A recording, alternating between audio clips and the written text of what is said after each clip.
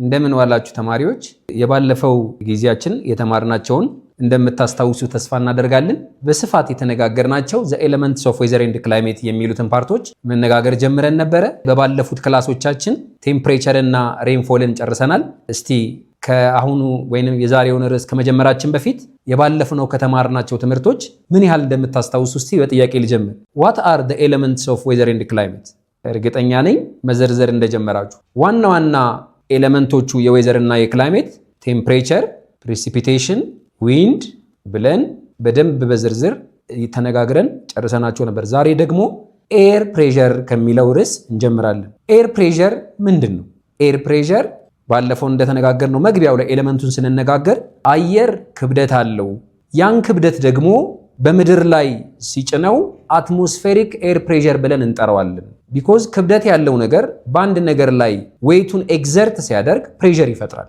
ያ ፕሬሸር ምን ብለን እንጠራዋለን አለ አትሞስፌሪክ ፕሬሸር ብለን እንጠራዋለን አትሞስፌሪክ ፕሬሸር በምድር ላይ ሁሉ አንድ አይነት አይደለም ከቦታ ቦታ ፕሬሸር ወይንም ግፊት ይለያያል ኢቭን አንድ ቦታ እንኳን በተለያየ ጊዜ የተለያየ ፕሬሸር ነው የሚኖር ለምሳሌ እዚሁ እንኳን ባለንበት ሩም ውስጥ ብዙ ብንቆይ ፕሬሸሩ በተለያየ ፋክተር ሊለያይ ይችላል ማለት ነው እንኳን በምድር ዙሪያ ሁላ በምድር ላይ ፕሬሸርን የምንለካበት መሳሪያ ሜርኩሪ ባሮሜትር ተብሎ ይጠራል በሜርኩሪ ባሮሜትር በአብዛኛው ወይንም አቨሬጅ ፕሬሸር በምድር ላይ 760 ሚሜ ወይንም 1013 ሚሊ ባርስ the distribution of pressure በጠቅላላ በመሬት ላይ በሁለት ነገሮች ዲተርማይን ያደርጋል በሁለት ነገሮች ሊለያይ ይችላል አንደኛው በአልቲቲዩድ ነው ሌላኛው በቴምፕሬቸር ነው እነዚህን እንግዲህ ለመግቢያ ያህል ካልን በደንብ አድርገን በዝርዝር እናያቸዋለን አሁን እዚህ በስዕሌ ላይ እንደምታዩት ሜርኩሪ ባሮሜትር አለ ሜርኩሪ ባሮሜትር ማለት ፕሬሸርን ለመለካት or an instrument that used to measure air pressure ሜርኩሪ ባሮሜትር ፕሬሸርን ለመለካት የምንጠቀመው መሳሪያ ነው እንደምታዩት ያለ እርሱ ፕሬሸርን መለካት አንችልም ማለት ነው ስለዚህ በሜርኩሪ ባሮሜትር መሰረት በመድር ላይ ያለው አቨሬጅ ሲ ሌቭል ላይ ያለ ፕሬሸር ፊክስድ ነው ማለት ነው ወይንም ኖርማል ላብስ ሬት ነው ስንት ነው አለ 760 ሚሊ ሜትር ወይንም 1013 ሚሊ ባርስ ነው ስለዚህ በመድር ላይ ያለውን ፕሬሸር ከለካን በኋላ ምንም በመጠቀም ሜርኩሪ ባሮሜትርን በመጠቀም ከለካን በኋላ በላይን እናስቀምጠዋለን ለምሳሌ the line connecting all places that have the same pressure ምን ብለን እንጠራዋለን አይዞባር ብለን እንጠራዋለን እስቲ let's say ይሄንን እንደ ምሳሌ እንየውና 760 ሚሊ ሜትር ይሄ የምታዩት እዚህ ጋር የጠቀስኩት አንድ አይነት ፕሬሸር ያለው ቦታ ኮኔክት የሚያደርገው ቤትም ቦታ ይሁን ይሄን ቁጥር እየፈለገ ኮኔክት የሚያደርገው ላይን ወይንም እኩል ፕሬሸር ያላቸውን ቦታዎች የሚያገናኘው ላይን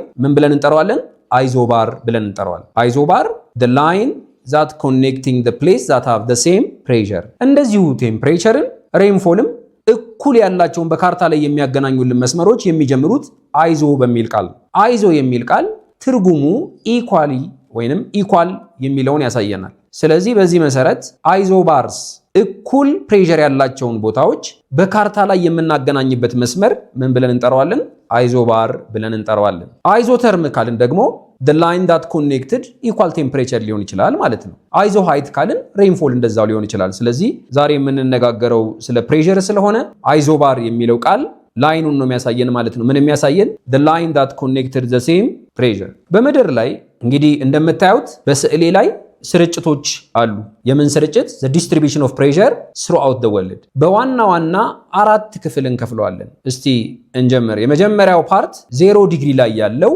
ወይንም ምድር ወገብ ላይ ብለን የምንጠራው ኢኳቶሪያል ሎ ፕሬሸር ወይንም ዶልድረም ብለን የምንጠራው ነው ኢኳቶሪያል ሎ ፕሬሸር ያለበት ምክንያት ባለፈው ስለ ቴምፕሬቸር ስንነጋገር ታስታውሳላችሁ ምን ብለን ነበር ይሄ አካባቢ የሚያገኘው ዳይሬክት ሰንላይት ነው at right angle triangle ነው ብለናል 90 ዲግሪ አይ ቨርቲካል የሚያገኝ አካባቢ ነው ከዚህ ከፍተኛ ቴምፕሬቸር ስለሚያገኝ አካባቢው ይህ አካባቢ ሎ ፕሬሸር ዴቨሎፕ እንዲያደርጉ ነው ማለት ነው because ከዚህ የሚነሳው ሞቃታማ አየር ወደ ትሮፒካል ሃይ ፕሬሸር ሰብትሮፒካል ሃይ ፕሬሸር ማለት ነው ከዚህም ወደዛ በመሄድ አካባቢው ሎ ፕሬሸር ዴቨሎፕ እንዲሆን አድርገዋል ማለት ነው ሁለተኛው የፕሬሸር አይነት ዴቨሎፕ የሚያደርገው እዚህ 30 ዲግሪ ኖርዝ እና 30 ዲግሪ ሳውዝ ላይ ያለው ፕሬሸር ነው ይሄ ምን ብለን እንጠራዋለን ትሮፒካል ሃይ ፕሬሸር ወይንም ሆርስ ላቲቲዩድ ብለን እንጠራዋለን።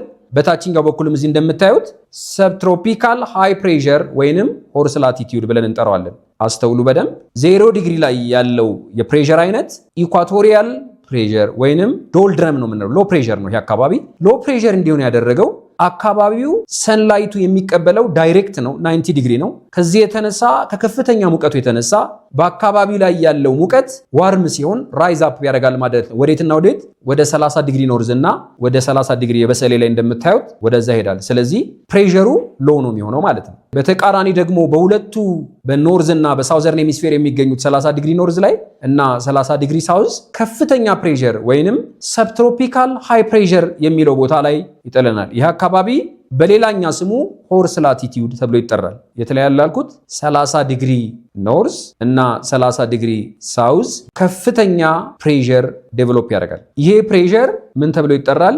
ሆርስ ላቲቲዩድ ተብሎ ይጠራል። ሌላኛው የፕሬሸር አይነት ዴቨሎፕ የሚያደርገው 60 ዲግሪ ኖርዝ እና 60 ዲግሪ ሳውዝ። እዚህ ጋር እንደምታዩት እዚህ ጋር 60 ዲግሪ ኖርዝ አለ፣ በተቃራኒ እዚህ ጋር 60 ዲግሪ ሳውዝ አለ። በ60 ዲግሪ ኖርዝ እና በ60 ዲግሪ ሳውዝ መካከል ደግሞ ዴቨሎፕ የሚያደርገው ሎ ፕሬሸር ነው። ይሄ ምን ተብሎ ይጠራል?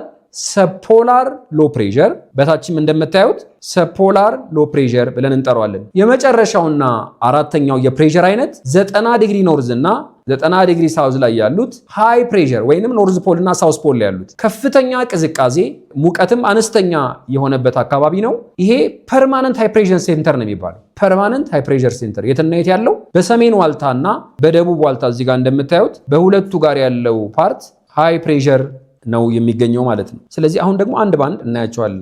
የምንጀምረው ከመጀመሪያው ፓርት ከኢኳቶሪያል ሎ ፕሬሸር ቤልት ወይንም ዶልድረም የሚለው ነው። ይሄ ዶልድረም ማለት ራሱ ካልም ማለት ነው፣ ጸጥ ያለ። ቅድም እንደነገርኳችሁ ከፍተኛ ሙቀት የሚያገኝ አካባቢ ነው ኢኳቶሪያል አካባቢ። የፀሐይ ብርሃን 90 ዲግሪ ነው የሚቀበለው። ስለዚህ አካባቢው ከከፍተኛ ሙቀት የተነሳ አየሩ ምን ያደርጋል? ዋርም ይሆናል፣ ይሞቃል። አየር ሞቀ ማለት በቀላሉ ወደ ላይ ራይዝ አፕ ያደርጋል። ራይዝ አፕ ካደረገ በኋላ ወዴት ይሄዳል? አካባቢው ላይ ወዳለው ወይንም በቅርብ ርቀት ወደሚገኘው ቅድም ወዳሳያችሁ ካርታ 30 ዲግሪ ኖርዝ እና 30 ዲግሪ ሳውዝ ላይ ያለው ወደ ሃይ ፕሬሸር ሄዶ ይከማቻል ማለት ነው። ስለዚህ አካባቢው ላይ ያለው ዊንድ ስፒድ በጣም ሎ ነው። ለዚህ ነው ቅድም እንዳልኳችሁ አካባቢው ምን ተብሎ ይጠራል? ዶልድረም። ዶልድረም ማለት ራሱ የላቲን ወርድ ነው፣ ካልም ማለት ነው፣ ጸጥ ያለ። ስለዚህ ሎ ዊንድ ስፒድ አለው። ስለዚህ ፕሬሸሩ ምን ተብሎ ይጠራል አልኩኝ? ዶልድረም ወይንም ካልም ተብሎ ይጠራል። ሁለተኛው ትሮፒካል ሃይ ፕሬሸር ቤልት ምንለው። ትሮፒካል ሃይ ፕሬሸር ቤልት ቅድም እንደተነጋገርነው ከ30 ዲግሪ እስከ 35 ዲግሪ በሁለቱም ሄሚስፌር ነው የሚገኘው፣ በኖርዝ እና በሳውዝ ይገኛል። እንግዲህ ይህ አካባቢ ለሁላችንም ከዚህ በፊትም እንደተነጋገርነውና ግልጽ ነው ብዬ እንደማስበው ፀሐይ አናት ላይ የሚሆነው በሁለቱ ትሮፒኮች መካከል ነው፣ በትሮፒክ ኦፍ ካንሰር እና በትሮፒክ ኦፍ ካፕሪኮን መካከል። ይሄንን የሚቀጥሉት ፓርቶቻችን ላይ ስላለ በደንብ በዝርዝር እናየዋለን። ግን መነሻ እንዲሆነን አካባቢው ከፍተኛ ሙቀት የሚያስተናግድ አካባቢ ነው። ከሁለት ወር በቀር ፀሐይ አናት ላይ ስለሚያልፍ ከፍተኛ ሙቀት ያገኛል። ሃይ ፕሬሸር ዴቨሎፕ አድርጓል። ለምንድን ነው ይህ አካባቢ ሃይ ፕሬሸር ዴቨሎፕ ያደረገው? በሁለት ምክንያት። አንደኛው ቢኮዝ ኦፍ ሮቴሽን ኤንድ ዘ ሙቭመንት ኦፍ ኤር።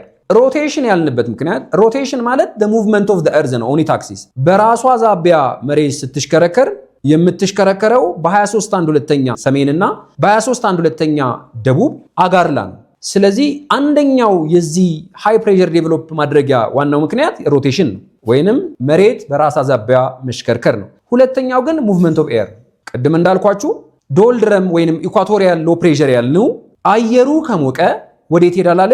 ወደ አጠገቡ ወደሚገኘው 30 እስከ 35 ዲግሪ ኖርዝ እና ሳውዝ ወደሚገኘው ሰብትሮፒካል ፕሬሸር ይሄዳል ማለት ነው። እዛ የተከማቸው ከሁለቱ ከታች መጥቶ በ30 ዲግሪ እና በ30 ዲግሪ ኖርዝ እና ሳውዝ ላይ የተከማቸው አየር ይሄ ሰብትሮፒካል ኤሪያው ምን እንዲሆን አድርጎታል? ከፍተኛ ፕሬሸር እንዲያስተናግድ አድርጎታል። ስለዚህ ሰብትሮፒካል ከየት ያመጣል አልኩኝ? የሁለቱም ምንጭ ነው። ወዴት? ወደ 60 ዲግሪ የሚሄደው ከሰብትሮፒካል ሎ ፕሬሸር ይሄዳል። አት ዘ ሴም ታይም ንፋስ ከሰብትሮፒካል ተነስቶ ወዴት ይሄዳል? ወደ ዶልድረም ይሄዳል። ሃይ ፕሬሸር ስለሆነ በሁለቱም ይሄዳል። እስቲ ይሄን በስዕል እንየው። እዚህ ጋር ቅድም እናልኳችሁ ሰብትሮፒካል ሃይ ፕሬሸር ስለሆነ ከዚህ ንፋስ ወደ ሰፖላር ይሄዳል። ሰፖላር ሎ ፕሬሸር ስለሆነ እንዳትረሱ፣ ንፋስ ሁልጊዜ የሚነፍሰው ከከፍተኛ ግፊት ወደ ዝቅተኛ ግፊት ወዳለው ቦታ ነው። ስለዚህ ከዚህ ሃይ ፕሬሸር ተነስቶ ወደ ሰፖላር ይሄዳል። አት ዘ ሴም ታይም ከትሮፒክ ኦፍ ከዚህ ከትሮፒካል ሰብትሮፒካል ሃይ ፕሬሸር ተነስቶ ወደ ኢኳቶሪያል ዶልድረምም ይሄዳል።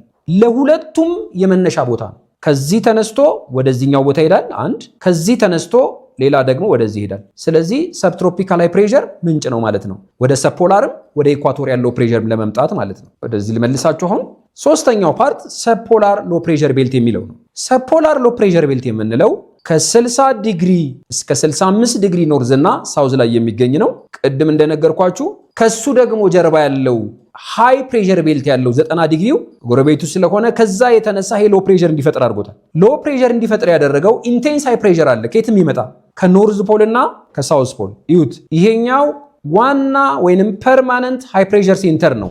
የትኛው 90 ዲግሪ ላይ ያለው ፖላር ሃይ ፕሬሸር ያለው፣ ሁለቱም ንፍቀ ክበብ ላይ አለ። በታችም አለ፣ እዚህ ጋር እንደምታዩት ፖላር ሃይ ፕሬሸር አለ። ከፖላር ወደ ሰፖላር ይመጣል። በዚህም ከፖላር ወዴት እየመጣ ነው? ወደ ሰፖላር ይመጣል። የሁለቱ ከፍተኛ ጫና ይሄ ሰፖላር አካባቢ ሎ ፕሬሸር ዴቨሎፕ እንዲያደርግ አድርጎታል ማለት ነው።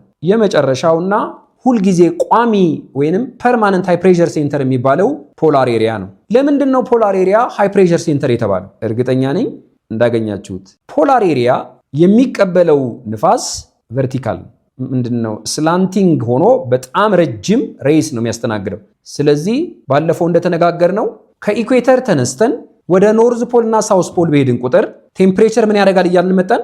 ቴምፕሬቸር እየቀነሰ ነው የሚመጣው። ስለዚህ ይህ አካባቢ በጣም ቀዝቃዛው አካባቢ በምድር ላይ ሰሜን ዋልታና ደቡብ ዋልታ ነው። ይሄ እዚህ ጋር ይዩት፣ አያችሁ፣ በሁለቱም በኩል ስላንቲንግ ሬስ ነው የሚያገኘው። ስለዚህ ኢንቴንሲቲ ኦፍ ሂት ወይንም ሙቀት ምን እያደረገ ይመጣል? እየቀነሰ ይመጣል። ስለዚህ እዚህ ጋር ሲደርስ ቀዝቃዛ ቴምፕሬቸር አለው ማለት ነው።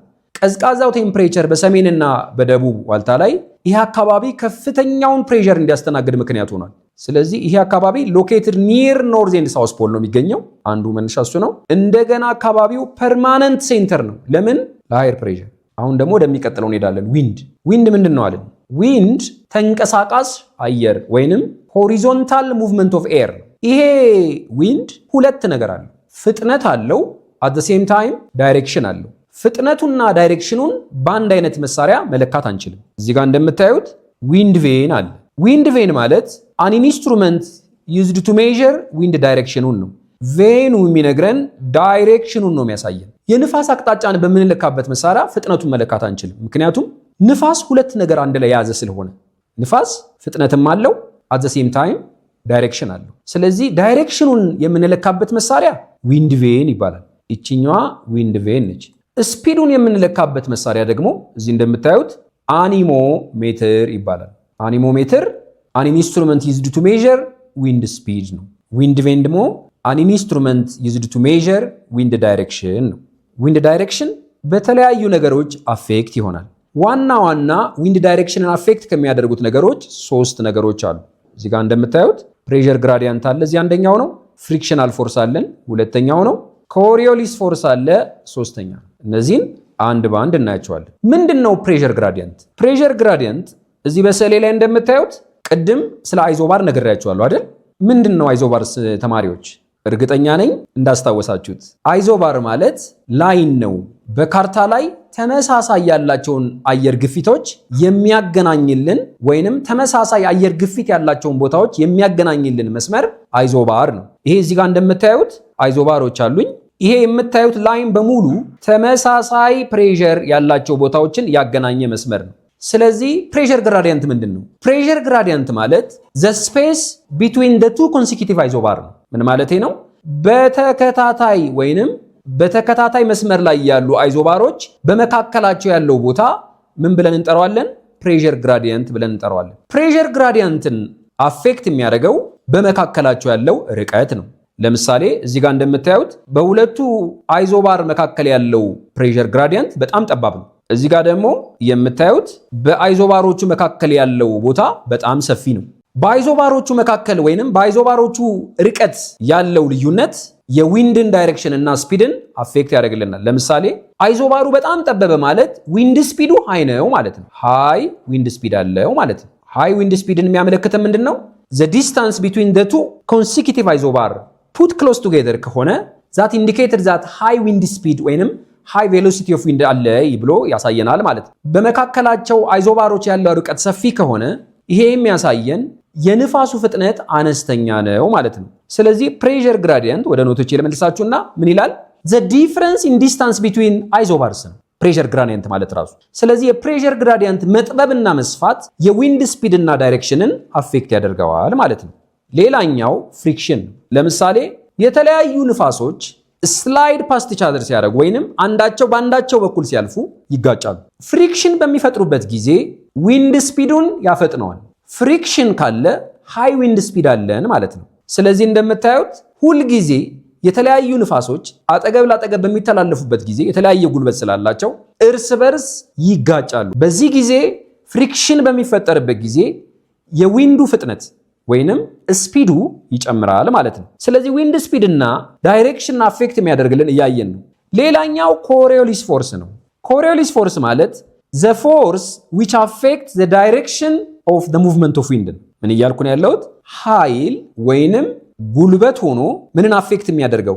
የንፋስን አቅጣጫ አፌክት የሚያደርገው የንፋስ ጉልበት ምን ተብሎ ይጠራል? ኮሪዮሊስ ፎርስ ተብሎ ነው የሚጠራው። ኮሪዮሊስ ፎርስ አብዛኛውን የሚሰራው ከሮቴሽን እና ይሄ ዲፍሌክሽን ኦፍ ዊንድ ኤንድ ኦሽን ከረንት ከዚህ ጋር የተያዘ። ለምሳሌ መሬት በራሷ ዛቢያ ስትሽከረከር አንደኛው ኮንሲኩዌንስ ዘ ዲፍሌክሽን ኦፍ ዊንድ ኤንድ ኦሽን ከረንት ነው። አያችሁ፣ የንፋስ እንኳን መሬት አሁን ለምሳሌ ስትሽከረከር ፍጥነቷ ሲጨምር የንፋስ አቅጣጫዎች እንዲቀየሩ ምክንያቱም ትወጣለች ማለት ነው። ስለዚህ የኮሪዮሊስ ፎርስ ከማን ጋር አብሮ ይሰራል?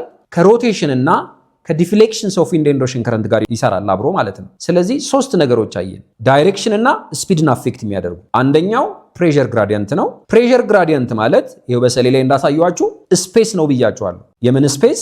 የአይዞባር ወይንም ተመሳሳይ ፕሬሸር ያላቸውን ቦታዎች የሚያገናኘው ላይን በመካከላቸው ያለው ርቀት አይዞባር ተብሎ ይጠራል። በመካከላቸው ያለው አይዞባር ዲስታንሱን ይሄን ሁለቱ መካከል ያላቸው ዲስታንስ ፕሬሸር ግራዲየንት ነው። ፕሬሸር ግራዲየንት ሊጠብም ሊሰፋም ይችላል። ፕሬሸር ግራዲየንት ጠቦ ካየነው በካርታ ላይ የሚያሳየን ያ ቦታ ከፍተኛ የንፋስ ፍጥነት ወይንም ሃይ ዊንድ ስፒድ አለው ማለት ነው። ከሰፋ የሚያሳየን ሎ ዊንድ ስፒድ እንዳለ ነው። ሌላኛው ፍሪክሽን። ፍሪክሽን የሚፈጠረው ዝም ብሎ አይደለም። ነፋሳት እርስ በርስ ሲተላለፉ ምን ሊያደርጉ ይችላሉ? ሊፋጩ ይችላሉ። ሲፋጩ ያ ፎርስ ምን ይፈጥራል? እንደምን ያ ፍሪክሽን ፎርስ ይፈጥራል፣ ኃይል ይፈጥራል ማለት ዊንድ ስፒዱን እንዲጨምር ያደርገዋል። ሶስተኛ ያየነው ኮሪዮሊስ ፎርስ ነው። ኮሪዮሊስ ፎርስ ምንድነው አለን? the force which affects the directions of movement of wind ነው ብለናል።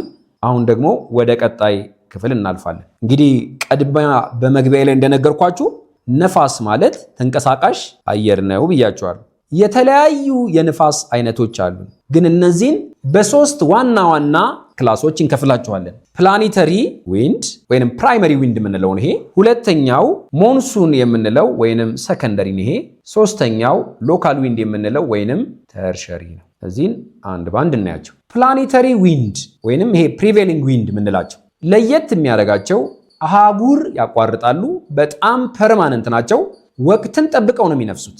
ረጅም ርቀት ተጓዥ ንፋሶች ናቸው። they blow over large area over the surface of the earth በጣም ሰፊ ቦታ እንደሚሸፍኑት። በዓለም ካለ የክላይሜት ቼንጅ እና የተለያዩ አትሞስፌሪክ ቼንጆች ካሉ የነዚህ ንፋሶች አስተዋጽኦ ከፍ ያለና የላቀ ነው። ከምን ጋር ይያያዛሉ? አብዛኛውን የሚገናኙት ከወርልድ ፕሬሸር ቤልት ጋር በስዕላችን በደንብ አድርገን እናየዋለን። እንዳትረሱ ቅድም ስንነጋገር ምንድነው አለን? ነፋስ ሁል ጊዜ የሚነፍሰው ከሃየር ፕሬሸር ወደ ሎወር ፕሬሸር አንዳንዴ የሚባል ነገር የለም፣ ሁል ጊዜ ነው። ከሎወር ፕሬሸር ንፋስ ወደ ሃየር ፕሬሸር ሊነፍስ አይችልም። ንፋስ ሁል ጊዜ ከከፍተኛ ግፊት ወደ ዝቅተኛ ግፊት ወዳለው ቦታ ይነፍሳል። ስለዚህ የንፋስ ታይፖችን ወይንም የንፋስ አነፋፈስን ማተር የሚያደርገው የወርልድ ፕሬሸር ቤልት ነው ማለት ነው። the most common planetary windows የሚባሉት ትሬድ ዊንድ የሚባለው ወይንም ትሮፒካል ኢስተርሊስ ዊንድ የምንላቸው ናቸው። እነዚህ ትሬድ ዊንድ፣ ሁለተኛው ዌስተርሊስ ዊንድ ሲሆን ሶስተኛው ፖላር ኢስተርሊስ ነው። እስቲ በስዕል እናያቸው። እነዚህ ዋና ዋና ፕላኔተሪ ዊንዶች ናቸው። እዩት እዚህ ጋር ቅድም ስለ ፕሬሸር ስንነጋገር ምን አለ? ይሄ 0 ዲግሪ ላይ እዚህ ጋር የምታዩት 0 ዲግሪ ላይ ሎ ፕሬሸር ነው ዴቨሎፕ የሚያደርገው። ትዝ ይላችኋል። ኢኳቶሪያል ሎ ፕሬሸር ወይንም ምንድነው አለን? ዶልድረም ነው ተብሎ የሚጠራው። አካባቢው ከፍተኛ ሙቀት ስላለው ሞቃት አየሮች ተነስተው ወደ ሰብትሮፒካል ሃይ ፕሬሸር ወደዚህ ዳርና ዳር ይሄዳሉ ነው ያልነው አይደል ነፋሱ። ለዚህ ነው እዚህ አካባቢ ላይ ከፍተኛ ዴቨሎፕ ያደረገው ይሄ አካባቢ 30 ዲግሪ ኖርዝ እና 30 ዲግሪ ሳውዝ። ስለዚህ ነፋሳት ከየት ይመጣሉ ማለት ነው? ከሰብትሮፒካል ሃይ ፕሬሸር ሁልጊዜ ወዴት ይነፍሳሉ? ወደ ኢኳቶሪያል ፕሌሶች። እነዚህ ናቸው ትሮፒካል ኢስተርሊስ የሚባሉት። ከሰሜን በኩል ኖርዝ ኢስት ትሬድ ዊንድ አለ። ከኖርዝ ተነስቶ ወደ ኢስት አቅጣጫ ይመጣል። ይታያቸዋል። ለዚህ ነው ንፋስ ስያሜውን የሚያገኘው ከሚነሳበት ቦታ ነው። ምን ብለን እንጠራዋለን? ይህን ንፋስ ከኖርዝ ተነስቶ ወደ ምስራቅ አቅጣጫ ስለሚሄድ የንፋሱ ስም ኖርዝ ኢስት ትሬድ ዊንድ እንለዋለን። የታችኛውን ደግሞ ይዩት። ሁልጊዜ ንፋስ ከሃይ ፕሬሸር ወደ ሎ ፕሬሸር አይደል የሚነፍሰው ያልኳችሁ? ታስታውሳላችሁ አይደል ተማሪዎች? ስለዚህ ከሰብትሮፒካል ሃይ ፕሬሸር ወደ ዶልድረም ነው የሚፈሱት። ስለዚህ ከሳውዝ ተነስተው እነዚህ ወዴት ይሄዳሉ?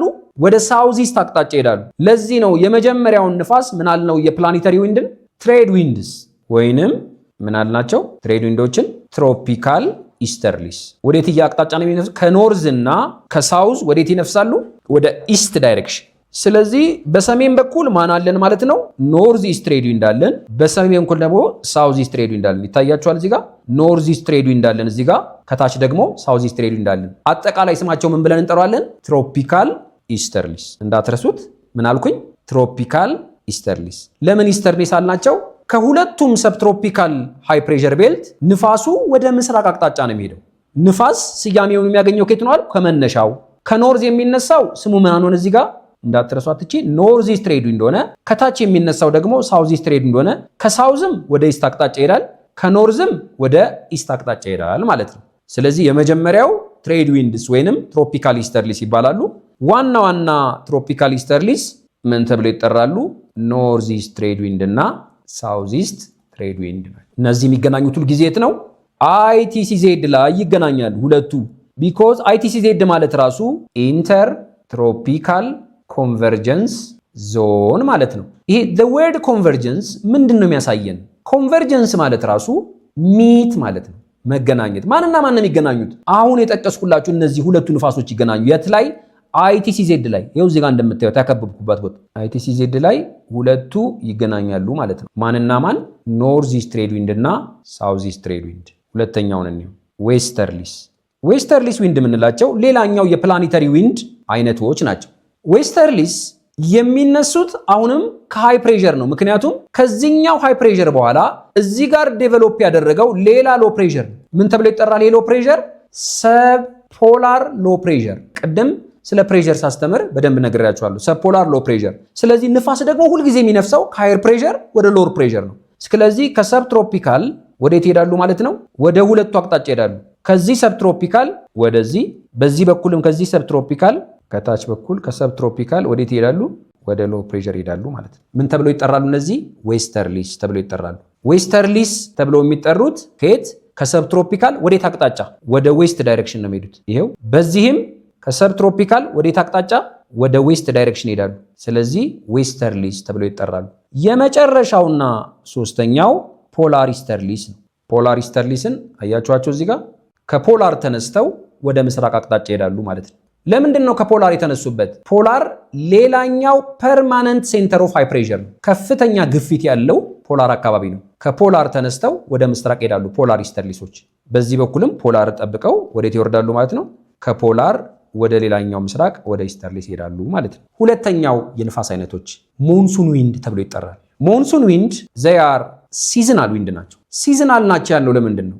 ወቅትን ጠብቀው ነው የሚነፍሱት። ኢቨን ዳይሬክሽናቸው ይለያል። በሰመርና በዊንተር ሲዝን ወደ አንድ አቅጣጫ አይፈሱም። ሞንሱን ዊንድ በጣም ኮመን ናቸው የሚባሉት የት አካባቢ ነው? ሳውዝ ኢስት ኤዥያ። ሲዝናል ናቸው። በሲዝን ዳይሬክሽናቸውን ይቀይራሉ። ለምንድን ነው የዚህ ዳይሬክሽን መቀየር ዋናው ምክንያት? የዚህ ዳይሬክሽን መቀየር ዋነኛው ምክንያት አንኢኳል ሂቲንግ ኦፍ ላንድ ኤንድ ሲ ነው። የመሬትና የባህር መሞቅ እኩል አይደለም። ስለዚህ በዚህ በላንድና በወተር ሰርፌስ መቀየር ምክንያት ሲዝናል ሆነዋል ማለት ነው። ሌላኛው በሰመር ወዴት ነው የሚነፍሱት? ወደ መሬት ይነፍሳሉ። በዊንተር ደግሞ ወደ ባህር ይነፍሳሉ። ቅድም ለዚህ ነው ያልኳችሁ ሲዝናል ናቸው ያልኩት። በሲዝን ምክንያት አቅጣጫቸውን ይቀይራሉ። በሰመር ወደ ላንድ ሲፈሱ፣ በዊንተር ደግሞ ወደ ባህር ውስጥ ይፈሳሉ ማለት ነው። እንደምታዩት ከፍተኛ ወይንም ሄቪ ሻወር ሬንፎል ናቸው ምኖቹ የሚያመጡት ሞንሱን ዊንዶች የሚያመጡት አብዛኛው የት ይከሰታል? ሳውዝ ኢስት ኤዥያ። የመጨረሻው የንፋስ አይነታችን ሎካል ዊንድ ተብሎ የሚጠራው ነው። ሎካል ዊንድ ልክ የፕላኔተሪ ዊንድ ተቃራኒ ነው። በጣም አነስተኛ ቦታ ነው የሚሸፍነው። ኢትስ ከቨር ስሞል ኤሪያ አት ኤ ፓርቲኩላር ታይም። ለምሳሌ ዋና ዋና የሎካል ዊንድ አይነቶች ላንድ እና ሲ ብሪዝ፣ ማውንቴን እና ቫሊ ብሪዝ ናቸው። እዚህ ጋር እንደምታዩት ከላንድ እና ከሲ ብንጀምር ቀን ቀን ሲ ብሪዝ ተብሎ ይጠራል። ምን ማለት ነው? ከሲ ወደ ላንድ ንፋሱ ይነፍሳል። የባህር አተነፋፈስ መቼ ነው የሚከሰተው? ሁሌ ነው አይደለም። ቀን ቀን ንፋስ የሚነፍሰው ከባህር ወደ መሬት ነው። ስለዚህ ነፋስ ስያሜውን የሚያገኘው ከመነሻው ስለሆነ ሲ ብሪዝ ወይንም የባህር አተነፋፈስ ብለን እንጠራዋለን። ሁለተኛው ላንድ ብሪዝ ነው። ከላንድ ወደ ሲ የሚተነፍሰው ወይንም ከላንድ ወደ ሲ የመሬት አተነፋፈስ ወይንም ላንድ ብሪዝ የምንጠራው ቀን አይከሰትም። ማታ ማታ ነፋስ አቅጣጫውን ይቀይርና ከላንድ ወደ ሲ መፍሰስ ይጀምራል። ያኔ ምን ብለን እንጠራዋለን? ላንድ ብሪዝ ብለን እንጠራዋለን። ቢኮዝ ዊንድ ብሎ ፍሮም ዘ ላንድ towards the sea it is known as land breeze ብለን እንጠራዋለን። ሁለተኛው የሎካል ዊንድ አይነት ማውንቴን ኤንድ ቫሊ ብሪዝ ምንለው ነው፣ ወይንም የተራራና የሸለቆ አተነፋፈስ ብለን የምንጠራው ማለት ነው። ቀን ቀን ሸለቆ በጣም ስለሚሞቅ ሸለቆ ውስጥ ያለ ሞቃታማ አየር ወደ ላይ ራይዝ ማድረግ ይጀምራል። ምን ማለት ነው? ቀን ቀን ከሸለቆ እዚህ ጋር በስዕሌ ላይ እንደምታዩት ከሸለቆ ወዴት ይሄዳል? ወደ ተራራው ላይ መውጣት ይጀምራል። ይሄን ምን ብለን እንጠራዋለን? ቫሊ ብሪዝ ብለን እንጠራዋለን። ቫሊ ብሪዝ የሚከሰተው ማታ ማታ አይደለም፣ ሁልጊዜ የሚከሰተው ቀን ቀን። በተቃራኒ ማታ ማታ በጣም የሚቀዘቅዘው ተራራ አየርን ወዴት ማድረግ ይችላል? ቀዝቃዛውን አየር ወደ ሸለቆ ውስጥ ማንሸራተት ይጀምራል። በምሽት ምን ብለን እንጠራዋለን? ማውንቴን ብሪዝ ይሆናል ማለት ነው። because of cool and heavier mountain air slide down slope towards the valley ወደ ሸለቆ ውስጥ መፍሰስ ይጀምራል ማለት ነው። ስለዚህ ቀን ቀን ቫሊ ብሪዝ፣ ማታ ማታ ማውንቴን ብሪዝ ብለን እንጠራዋለን። ቫሊ ብሪዝ የምንለው ነፋስ ከሸለቆ ወደ ተራራ መንፈስ ሲጀምር ስያሜውን የሚያገኘው ከመነሻው ስለሆነ ቫሊ ብሪዝ ብለን እንጠራለን። ማታ ማታ ደግሞ መነሻው ተራራ ስለሆነ ከተራራ ቀዝቃዛ አየር ወደ ሸለቆ መንሸራተት ስለሚጀምር ማውንቴን ብሪዝ ብለን እንጠራዋለን ማለት ነው። ነፋስ ማለት ተንቀሳቃሽ አየር ነው። ነፋስ ፍጥነትም ዳይሬክሽንም አለው። ሲፈጥን ምን ብለን እንጠራዋለን? ነፋስ ከፈጠነ መለኪያው አኒሞሜትር ብለን ነው የምንጠራው። ምክንያት የንፋስ ፍጥነትን በዊንድ ቬን መለካት ስለማንችል የንፋስ አቅጣጫን ደግሞ የምንለካበት መሳሪያ ዊንድ ቬን ተብሎ ይጠራል ብለናል። ዊንድ ስፒድ እና ዳይሬክሽንን ሶስት ነገሮች አፌክት ያደርጉታል። ፕሬሸር ግራዲየንት፣ ፍሪክሽናል ፎርስ እና ኮሪዮሊስ ፎርስ የሚባሉ ያደርጉታል። ፕሬሸር ግራዲየንት ማለት አይዞባር መካከል ያለ ቦታ ነው። በሁለት አይዞባሮች መካከል ያለው ቦታ ሲጠብ ሃይ ዊንድ ስፒድ ይኖረናል። በሁለቱ አይዞባርሶች መካከል ያለው ፕሬሸር ግራዲየንት ሰፊ ከሆነ ሎ ዊንድ ስፒድ ነው ያለው ብለናል። ንፋስ ሲጋጭ ስፒዱ ምን ያደርጋል ብለናል? ይጨምራል ብለናል። ቀጥሎ ያየነው የንፋስ አይነቶቹን ነው። ሶስት ዋና ዋና የንፋስ አይነቶች አሉ። ፕራይመሪ፣ ሰከንደሪ ወይንም ተርሸሪ የሚባሉ የንፋስ አይነቶች ወይንም ፕላኔተሪ ዊንድ፣ ሞንሱን ዊንድ እና ሎካል ዊንድ ብለን እንጠራዋለን። ፕላኔተሪ ዊንድ የምንለው ረጅም ጉዞ የሚጓዙ በቋሚነት ኤግዚስት የሚያደርጉ ፕሪቬሊንግ ዊንድ ብለን የምንጠራቸው ናቸው። ዋና ዋናዎቹ ምንድናቸው? ትሬድ ዊንድ፣ ዌስተርሊስ እና ፖላር ኢስተርሊስ ብለን እንጠራዋለን። ሁለተኛው ሞንሱን ዊንድ ሲዝናል ዊንድ ነው። በአካባቢው ካለው ቴምፕሬቸር እና ፕሬሸር የተነሳ ሲዝናል ነው። በክረምት ወደ መሬት አቅጣጫ ሲፈስ፣ በበጋ ደግሞ በዊንተር ወዴት ይፈሳል አልኩኝ? ወደ ባህር ይፈሳሉ። የመጨረሻው ሎካል ዊንድ ነው። ምንድነው አለን? ሎካል ዊንድ። ሎካል ዊንድ ማለት በጣም ትንሽ ቦታ የሚሸፍን የንፋስ አይነት ነው። ዋና ዋናዎቹ ላንድ እና ሲ ብሪዝ፣ ማውንቴን እና ቫሊ ብሪዝ ናቸው አለን። ማውንቴን እና ቫሊ ብሪዝ የምንለው ሁልጊዜ አይከሰትም። ቫሊ ብሪዝ ካልን ቀን ቀን ብቻ ነው የሚከሰተው። ምክንያቱም ቀን ቀን ምን ያደርጋል አለን? ቀን ቀን ቫሊዎች ስለሚሞቁ አየሩ ወደ ላይ ራይዝ ማድረግ ይጀምራል። ስለዚህ ወዴት መንፈስ ይጀምራል ማለት ነው? ከሸለቆ ወደ ተራራው። ቀን ቀን ቫሊ ብሪዝ እንለዋለን። ማታ ደግሞ ተራሮች በጣም ስለሚቀዘቅዙ ቀዝቃዛ አየሮቻቸው ስላይድ አድርገው ወደ ቫሊው ስለሚወርዱ ምን ብለን እንጠራለን? ማውንቴን ብሪዝ ብለን እንጠራዋለን። ግልጽ ነው ተማሪዎች? እሺ፣ ግልጽ እንደሆነላችሁ ተስፋ አደርጋለሁ። አሁን ደግሞ ዋና ዋና የዌዘር ኤንድ ክላይሜት ኮንትሮሎችን እንነጋገራለን። ምን ማለት ነው የዌዘር እና ክላይሜት ኮንትሮል ስንል? እያንዳንዱ ባለፈው የተነጋገርናቸው ኤሌመንቶች እስቲን ከማውራታችን በፊት በመግቢያችንም ተነጋግረናል።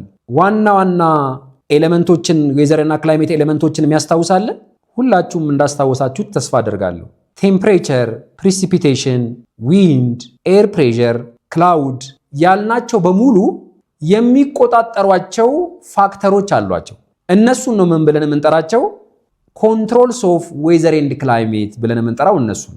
ዛሬ ደግሞ እነዚህን በስፋት እናያቸዋለን። እስካሁን ስለ ኤሌመንቶች ስንማር ቆየን አይደል ተማሪዎች? አሁን ደግሞ እንዴት አድርገው ኮንትሮልስ ኦፍ ዌዘር ኤንድ ክላይሜት ኤሌመንቶቹን እንደተቆጣጠሯቸው እንማራለን። ዋና ዋና ኮንትሮልስ ኦፍ ዌዘር ኤንድ ክላይሜት የሚባሉት ላቲቲዩድ፣ አልቲቲዩድ፣ ዲስታንስ ፍሮም ዘ ሲ፣ ኦሽን ከረንት፣ ክላውድ ከቨር ናቸው። ስለዚህ እነዚህን ደግሞ እንዴት እንደሚቆጣጠሩ አንድ ባንድ ፒክቸሮቻችንን እያየን እንነጋገራለን ማለት ነው። እስቲ ከዛ በፊት መቼም በጣም ብዙ ጊዜ ሎወር ግሬድ ላይ እያላችሁ ተመራችሁታል ብዬ ተስፋ አደርጋለሁ።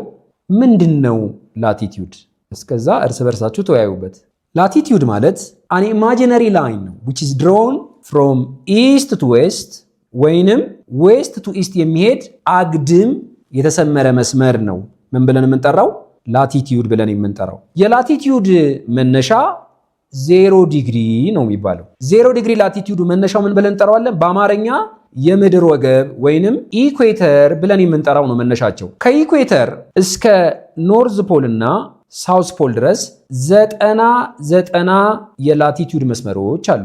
ስለዚህ በድምር ስንት ሆኑ ማለት ነው? 180 የላቲቲዩድ መስመሮች አሉን ማለት ነው። እነዚህ መስመሮች የሐሳብ መስመሮች ናቸው ተማሪዎች። የሐሳብ መስመሮች ናቸው ስንል የምናገኛቸው በካርታ ወይም በሉል ላይ ብቻ ይሆናል። በመሬት ገጽ ላይ ወይንም በአካባቢያችን እነዚህ መስመሮች ማግኘት አንችልም። እንዴት አድርገው ነው ታዲያ የላቲቲዩድ መስመሮች የኤሌመንትስ ኦፍ ዌዘር ኤንድ ክላይሜትን የሚቆጣጠሯቸው? እሺ ቅድም ለመነጋገር እንዳሰብነው ፀሐይ ሁልጊዜ የምታገኘው ይህን አካባቢ ምንድን ነው ብለናል? 90 ዲግሪ ወይም ራይት አንግል ትራያንግል። ከዚህ ከኢኩዌተር ተነስተን ጉዟችንን ወደ ኖርዝ ፖል እና ወደ ሳውስ ፖል ብናደርገው ቴምፕሬቸራችን እያነሰ ይሄዳል። ለምሳሌ እዚህ 66 ላይ ብንደርስ ከዚህ ከ23 እስከ 66 ያለው መስመር ሞዴሬት ይሆናል ቴምፕሬቸሩ። ወደዚህ ስንመጣ ፖላር ኤሪያ ላይ ቴምፕሬቸሩ ኤክስትሪም ኮልድ ነው የሚሆነው። ስለዚህ ከኢኩዌተር ተነስተን ጉዟችን ወደዚህ ባደረግን ቁጥር ቴምፕሬቸራችን እያነሰ ይሄዳል። ይሄ የሚሰራው ለአንዱ ሄሚስፌር ብቻ አይደለም፣ ለሁለቱም ንፍቀ ክበቦች ቴምፕሬቸሩ እያነሰ ነው የሚሄደው። እስቲ በስዕላችን አንድ ባንድ እናያቸው። እዚህ ጋር እንደምታዩት ይሄ የምድር ወገብ አለኝ ኢኩዌተር አካባቢ። ኢኩዌተር ላይ የፀሐይ ብርሃን ወይንም ራዲዬሽን የመጣው ስትሬት ነው ወይንም 90 ዲግሪ መጥቷል፣ ስትሬት መጥቷል እዚህ ጋር። ስለዚህ ይሄ አካባቢ ኢንቴንስ የሆነ ሶላር ኤነርጂ ያለው ማለት ነው፣ ከፍተኛ። ኢዩት ጨረሪን ኢዩት። ወደ ላይ በሄደ ቁጥር የጨረሩ ርዝማኔ ራሱ እየረዘመ ነው የመጣው። the length of the rays will be increasing እየጨመረ ነው የመጣው። ወደ ታችም the same ነው። ስለዚህ ጉዞዬን ከኢኩዌተር አድርጌ ወደ ሰሜን ዋልታና ወደ ደቡብ ዋልታ ጉዞዬን ባደረኩ ቁጥር ቴምፕሬቸሩ እየቀነሰ ይመጣል። እዚህ ጋር ሃይ ቴምፕሬቸር አለኝ፣ እዚህ ጋር ስደርስ ሞዴሬት ይሆናል፣ እዚህ ጋር ሲሆን ኤክስትሪም ኮልድ ይሆናል ማለት ነው። እየቀዘቀዘ ነው የመጣው። ለምን? በመጀመሪያው ስለ ቴምፕሬቸር ስንነጋገር በደንብ በስፋት ተነጋግረናል። የዚህ መቀነስ ዋነኛው ምክንያት የፀሐይ ጨረር ነው። የፀሐይ ጨረር ወይንም የፀሐይ ብርሃን ወደ ምድር የሚወርደው ወይንም ወደ ምድር ትራንስፈር የሚያደርገው በራዲዬሽን አማካኝነት ነው ብለናል። ራዲዬሽን የሚሰራው ደግሞ በኤሌክትሮማግኔቲክ ዌቭ ነው። ስለዚህ ኢኩዌተር ላይ የሚመጣው ጨረር ኒርሊ ቨርቲካል ስለሆነ ሃይ ቴምፕሬቸር ያገኛል። ወደዚህ ሲሄድ ግን ይኸውላችሁ ከዚህ የተነሳው ፀሐይ ምን እያደረገ ይመጣል ማለት ነው? እርዝማኔውን የሬሱን እየጨመረ ኢንቴንሲቲ ኦፍ ኢት ዊል ቢ ዲክሪዝ ያደረገ ይመጣል ማለት ነው። እየቀነሰ ይመጣል። ስለዚህ ላቲቲዩድ በደንብ አድርጎ የአካባቢያችንን ቴምፕሬቸር ወይንም ሙቀት አፌክት ያደርገዋል ማለት ነው። ሌላኛው ደግሞ ፀሐይ ሁልጊዜ አናት ላይ የምትሆነው ቢትዊን ትሮፒክ ኦፍ ካንሰር እና ትሮፒክ ኦፍ ካፕሪኮርን ነው። እዚህ ጋር ታያችኋል። ትሮፒክ ኦፍ ካንሰር የምለው እዚህ ጋር ያለው መስመር ነው፣ ትሮፒክ ኦፍ ካንሰር። ኢኩዌተር ላይ ደግሞ 2 ጊዜ ታርፋለች። ኢኩዌተር ላይ መሬት በፀሐይ ዙሪያ ስትሽከረከር ሁል ጊዜ ጁን ከ20 እስከ 22 ኖርዘርን ሄሚስፌር ላይ ነው የምትሆነው። በዚህ ጊዜ እዚህ አካባቢ ያሉ ሀገሮች ከፍተኛ የፀሐይ ብርሃን ያስተናግዳሉ። ኢቭን የቀንና የሌሊት ርዝማኔያቸው ራሱ ይለያያል። ረጅም የብርሃን ጊዜ ሊያሳልፉ ይችላሉ። እንደው በትንሹ የሰሜን አውሮፓና የሰሜን አሜሪካ አገሮች ከ20 እስከ 22 ሰዓት ሊያሳልፉ ይችላሉ። የብርሃን ሰዓት 2 ሰዓት የጨለማ ብቻ ሊኖራቸው ይችላል። በተመሳሳይ በዚህ ጊዜ ጁን፣ ጁላይ ኖርዝን አገሮች ይሄን ያህል ብርሃን ሲያሳልፉ፣ በዚህ ደግሞ ምንድነው በአውስትራሊያና ወደ ደቡብ ንፍቀ ክበብ ያለው ሀገሮች ከፍተኛ ጨለማ ሊያስተናግድ ይችላሉ። መቼ? በዚህኛው ሲዝን ፀሐይ እዚህ ጋር ስትሆን። ለምንድነው እነዚህ ሀገሮች እንደዚህ የሚሆኑት? ምክንያቱም ፀሐይ ከኛ አካባቢ ነው የምትሄደው። በ23 1/2 ሰሜንና በ23 1/2 ደቡብ ላይ ነው የፀሐይ ብርሃን ሁልጊዜ አናት ላይ የሚሆነው። ኔቨር ኦቨርሄድ አራውንድ ቴምፕሬት እና ፖላር ሪጅን። በቴምፕሬትም በፖላር ሪጅንም አካባቢ ይኸው እዚህ ጋር እንደምታዩት ቴምፕሬት ላይም ፖላር ላይም ፀሐይ አናት ላይ አትሆንም። ፀሐይ አናት ላይ የምትሆነው በዚህ አካባቢ ነው። ስለዚህ ይሄ አካባቢ ከፍተኛ ሙቀት ያስተናግዳል ማለት ነው። ዲሴምበር ላይ ደግሞ ወደ ደቡብ ትወርዳለች፣ ደቡብ ንፍቀ ክበብ። ይሄ አካባቢ ከፍተኛ ብርሃን ሲያገኝ፣ ይሄ አካባቢ ደግሞ በዲሴምበር መልሶ ብርሃን እንዳላገኘ የጨለማው ጊዜ ይረዝምና የቀኑ ጊዜ ያጥራል ማለት ነው። ተቃራኒ ይሆናል። ኢኩዊኖክስ ብለን የምንጠራው ዴይ ኤንድ ናይት ኢኳል የሚሆኑት መቼ ነው? ኢኩዊኖክስ ከሴፕቴምበር 20 እስከ 23 እና ከማርች 20 እስከ 21 ባለው ጊዜ ነው። በዚህ ጊዜ የፀሐይ ሎኬሽን ኢኩዌተር ላይ ያርፋል። ኢኩዌተር ደግሞ እንዳትረሱ የምድር ወገብ ያልነው የትኛው ነው?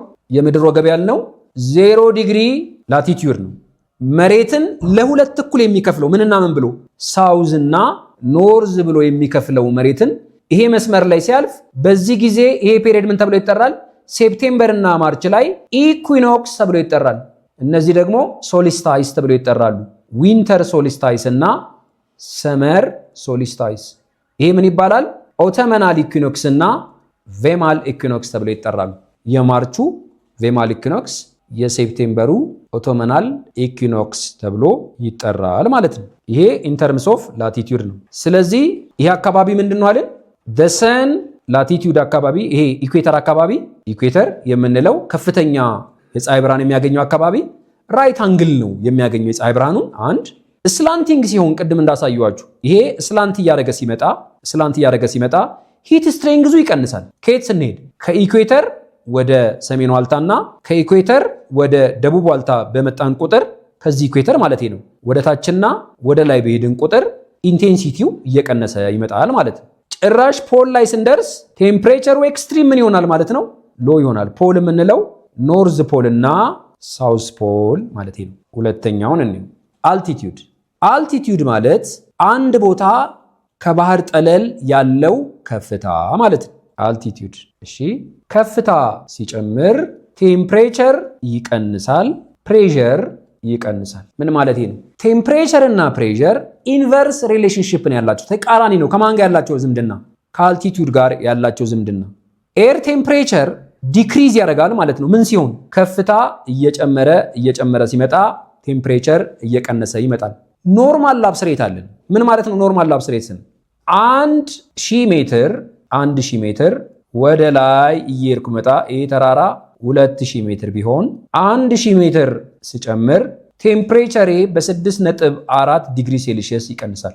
ሌትስ ሴይ ይሄ ሲ ሌቭል ቢሆን የባህር ጠለል ቢሆን ኖርማል ላፕስ ሬት አለን። ኖርማል ላፕስ ሬት ማለት 1000 ሜትር ከፍታ ወደ ላይ በወጣው ቁጥር 6.4 ዲግሪ ሴልሺየስ አጣለሁ።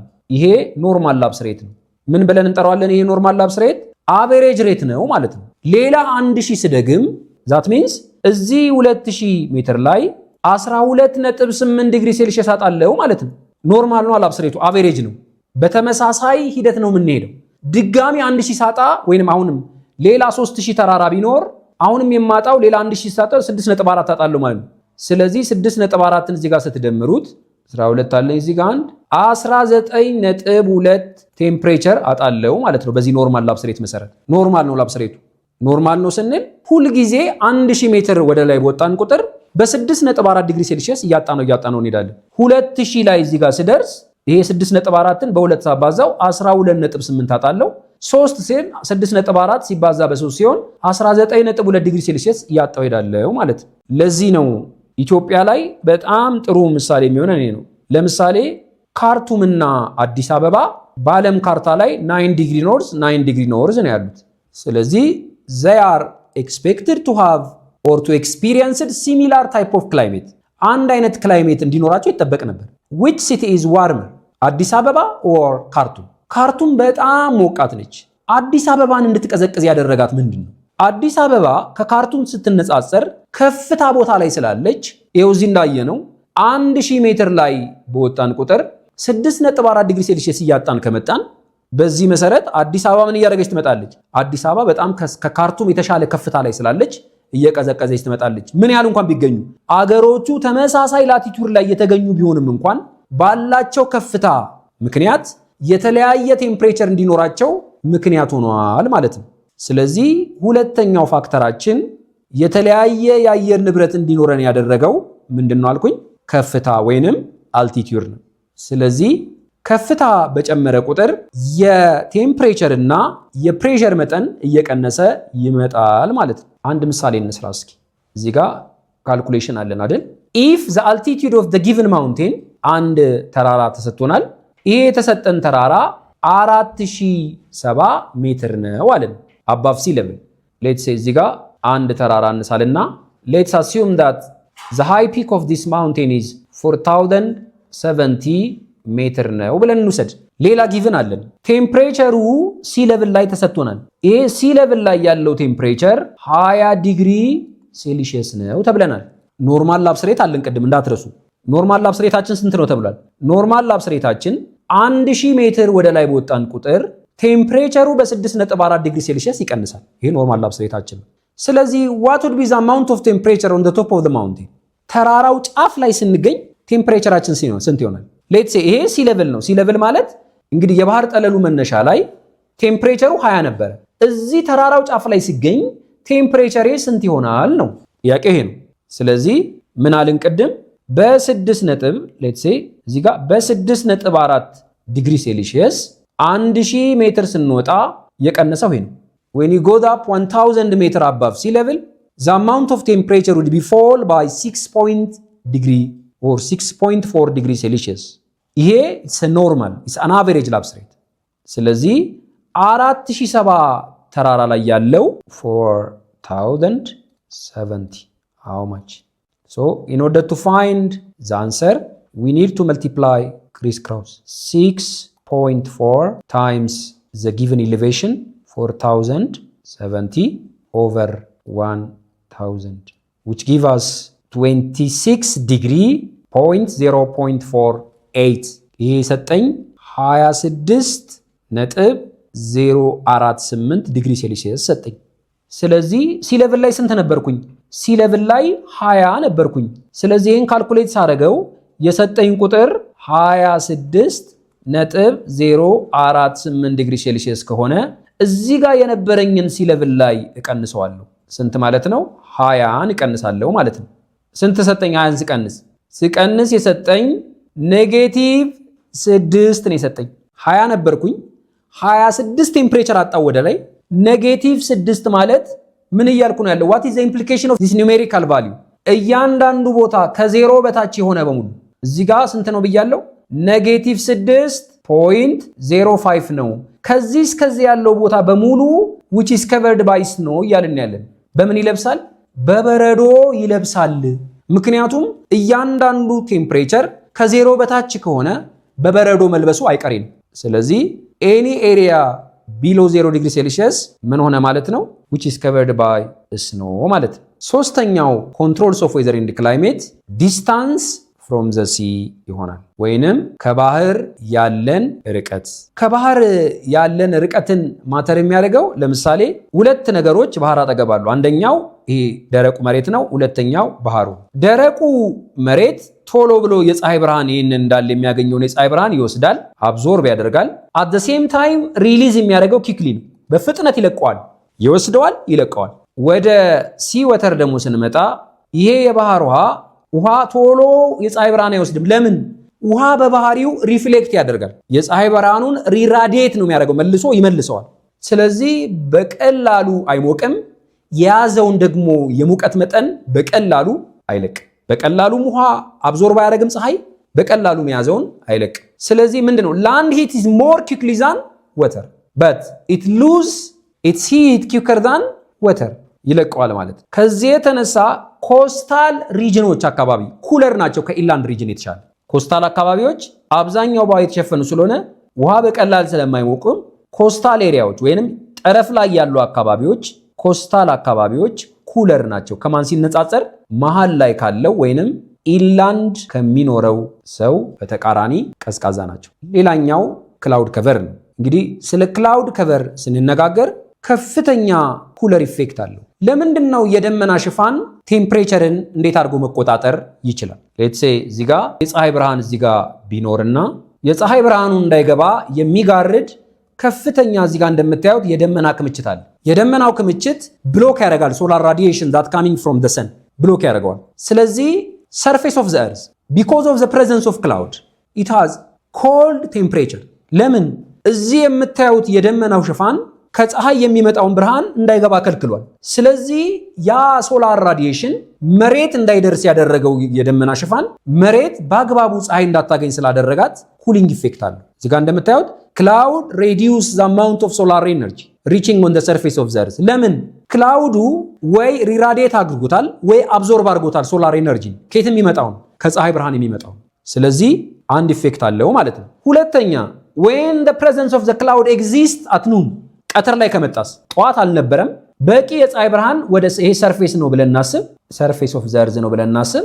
ይሄ ሰርፌስ ኦፍ ዘ እርዝ ወደዚህ የመጣ ሰርፌስ ኦፍ ዘ እርዝ በቂ የፀሐይ ብርሃን አግኝቷል። በቂ የፀሐይ ብርሃን ካገኘ በኋላ ቀትር ላይ ወይንም ከሰዓት ላይ የደመና ሽፋን ቢመጣ ምን ያደርገዋል? ይሄ የፀሐይ ብርሃን ከገባ በኋላ ሪራዲየት ባክ ቱ ዘ አትሞስፌር ይመለሳል አይደል? እዚህ አይቀርም። የፀሐይ ብርሃን መጥቶ በጨረር መሬት ከደረሰ በኋላ እንደገና ሪራዲየት ያደርጋል ወደ ላይ። እዚህ ባለው የደመና ምክንያት ሊያዝ ይችላል።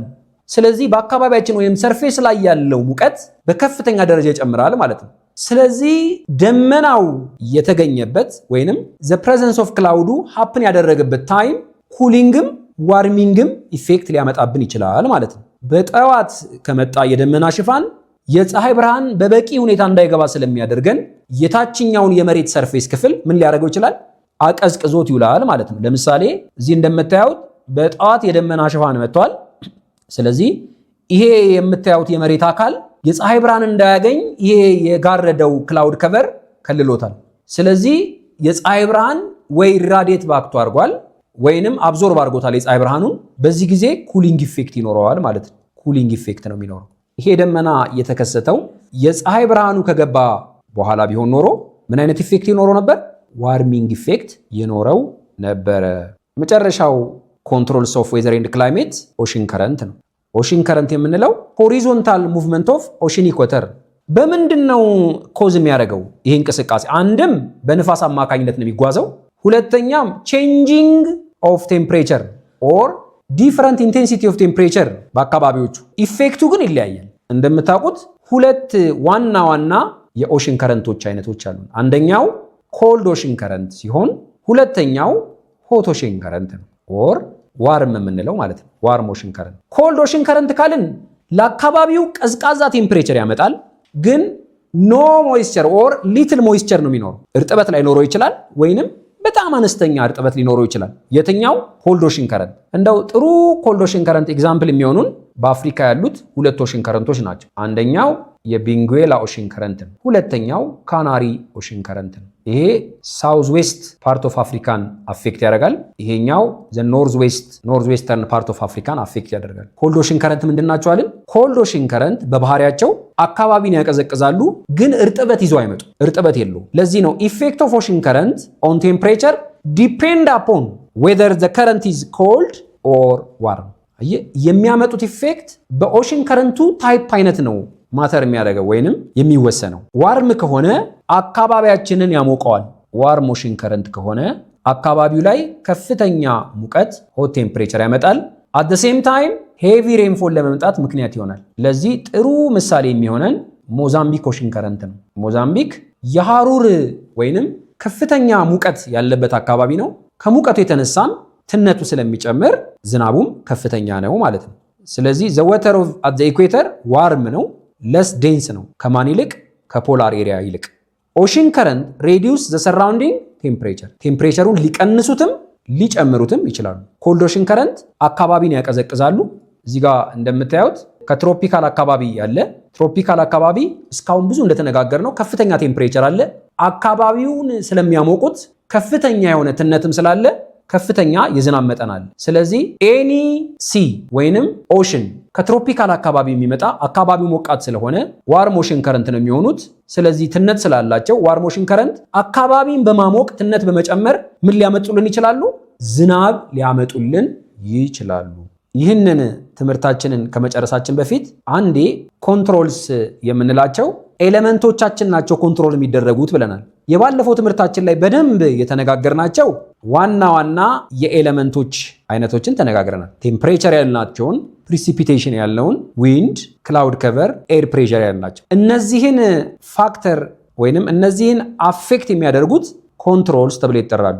ዋና ዋና ኮንትሮልስ ኦፍ ዌዘር ኤንድ ክላይሜት የምንላቸው እዚህ ያየናቸው ላቲቲዩድ፣ አልቲቲዩድ፣ ዲስታንስ ፍሮም ዘ ሲ፣ ክላውድ ከቨር እና ኦሽን ከረንት ወይንም ፕላኔታሪ ዊንድን ቅድም በስፋት ስላየነው እነሱ ናቸው። ላቲቲዩድ ያልነው ምንድን ያልነው? ላቲቲዩድ ማለት ከምድር ወገብ ተነስተው ወደ ሰሜንና ደቡብ የሚሰመሩ የሐሳብ መስመሮች ናቸው። ምን ያህል የላቲቲዩድ መስመሮች አሉን አልን ተማሪዎች? እርግጠኛ ነኝ 180 የላቲቲዩድ አይነቶች አሉን ብላችኋል። ከምድር ወገብ እስከ ሰሜን ዋልታ 90፣ ከምድር ወገብ እስከ ደቡብ ዋልታ 90፣ 180 የላቲቲዩድ አይነቶች አሉን ማለት ነው። ስለዚህ ቅድም እንደተነጋገርነው ሁልጊዜ ከኢኩዌተር ተነስተን ወደ ሰሜን ዋልታና ወደ ደቡብ ዋልታ በሄድን ቁጥር ቴምፕሬቸራችን ይቀንሳል ብለናል። ሌላ ያየነው ከፍታ ነው። ከፍታ ማለት ከባህር ጠለል ተነስተን ወደ ላይ ወይንም ወደ ከፍታ ቦታ ስንወጣ አልቲቲዩድ ብለን እንጠራዋለን። ከፍ ባልን ቁጥር ቴምፕሬቸር ይቀንሳል፣ ፕሬሸር ይቀንሳል ብለናል። ይሄ ደግሞ የሚቀንስበት ኖርማል ላፕስ ሬት አለው። 1000 ሜትር በወጣን ቁጥር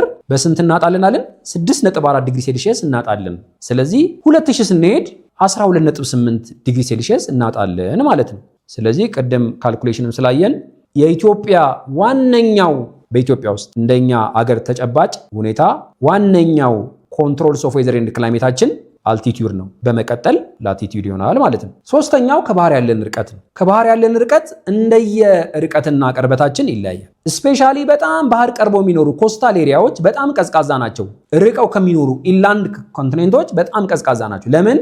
ባህር በባህሪው የፀሐይ ብርሃንን ቶሎ አይቀበልም። ሪፍሌክት ስለሚያደርግ ቀዝቀዝ ይላል። ቶሎ የማይለቅ የሚያዘውን ቀዝቀዝ ስለሚል ኮስታል ኤሪያ ከኢንቴሪየር ፓርት ኦፍ ዘ ላንድ ስናነጻጽራቸው ሙቀት በጣም ቀዝቃዛ ናቸው። ሌላኛ ያየነው ክላውድ ከቨር ነው፣ የደመና ሽፋን። የደመና ሽፋን ዋነኛ ስፔሻሊ በጠዋት early in the morning ከቨር ካደረገ የፀሐይ ብርሃን እንዳይገባና አብዞርብም ሪፍሌክትን በማድረግ እንዳይገባ ስለሚያደርገው መሬቱን የበለጠ ያቀዘቅዘዋል። አንዳንድ ጊዜ ደግሞ ክሊር ስካይ ይሆንና ፀሐይ በደንብ ከገባ በኋላ አትኑን ላይ የሚፈጠር የደመና ሽፋን የገባውን የፀሐይ ብርሃን እንዳይወጣ ስለሚያደርገው የአካባቢውን ሙቀት ይጨምራል። ስለዚህ ክላውድ ከቨር ሁለቱም ኢፌክት ሊኖረው ይችላል። ኩሊንግ ኢፌክትም ይኖረዋል፣ አት ዘ ሴም ታይም ዋርሚንግ ኢፌክትም ይኖረዋል። የመጨረሻ ያየነው ኦሽን ከረንት ነው። ኦሽን ከረንት ማለት ሆሪዞንታል ሙቭመንት ኦፍ ኦሽን ኢኳተር ነው ብለናል። የሚጓዘው ደግሞ በሁለት ምክንያት ነው። አንደኛ በንፋስ በመታገዝ ነው። ሁለተኛ አካባቢው ላይ ባለው የቴምፕሬቸር ልዩነት ነው። ኢፌክቱ እንደየ ኦሽን ከረንታችን ይለያያል። ሁለት ዋና ዋና የምናውቃቸው ኦሽን ከረንቶች አሉን። አንደኛው ኮልድ ኦሽን ከረንት ነው። ሌላኛው ዋርም ኦሽን ከረንት ነው። ኮልድ ኦሽን ከረንት የምንለው አካባቢያችን ላይ ከፍተኛ ቅዝቃዜ የሚያመጣ ግን ደግሞ በቂ የሆነ እርጥበት የማይዝ ወይም ዝናብ የማያመጣ ነው። ሆት የምንለው ደግሞ አካባቢውን በጣም የሚግልበት አካባቢ ወይም ኢኳቶራል አካባቢ ላይ ለምሳሌ ዋርም ኦሽን ከረንቶች ይበዛሉ። አካባቢው ከፍተኛ ሙቀት አለው። ሙቀቱን ታግዞ ደግሞ ትነት ስለሚኖር የደመናው ሽፋኑ ከፍተኛ ነው። ስለዚህ ዋርም ኦሽን ከረንት አካባቢን ያሞቃል፣ አት ዘ ሴም ታይም ደግሞ ከፍተኛ ዝናብ ለአካባቢው ያመጣል ብለናል። በአጠቃላይ እነዚህን የሄድንባቸውን ኤሌመንትስ ኦፍ ዌዘር ኤንድ ክላይሜቶች በደንብ እንደሄድንባቸው በደንብ እንደተረዳችኋቸው ተስፋ አደርጋለሁ። በሚቀጥለው ርዕሳችን ደግሞ ሪጂናል ጂኦግራፊ የሚለውን የተከፈለውን ትሮፒካል፣ ቴምፕሬት እና ፖላር ዞንን ይዘንላችሁ እስከምንቀርብ ጊዜ ድረስ አብራችሁን ስለቆያችሁ እናመሰግናለን።